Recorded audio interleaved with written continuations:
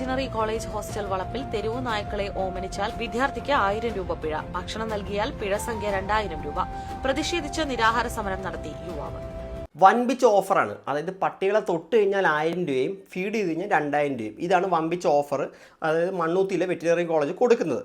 എനിക്ക് നിങ്ങളുടെ ടീച്ചേഴ്സിനോട്, അതായത് അവിടെ പഠിപ്പിക്കുന്ന ഡോക്ടർമാരോടും പിന്നെ പഠിച്ചിറങ്ങുന്ന ഡോക്ടേഴ്സുമാരോട് ചോദിക്കുന്നത്, അതായത് നിങ്ങൾക്കൊരു ഹിപ്പോക്രാറ്റിക് ഓത്ത് എന്ന് പറഞ്ഞ സാധനമുണ്ട്. അതായത് നമ്മുടെ സാധാ MBBS പഠിച്ചിറങ്ങുന്ന ഡോക്ടേഴ്സുമാരും വെറ്റിനറി ഡോക്ടേഴ്സിന് സെപ്പറേറ്റ് ഒരു ഓത്തുണ്ട്.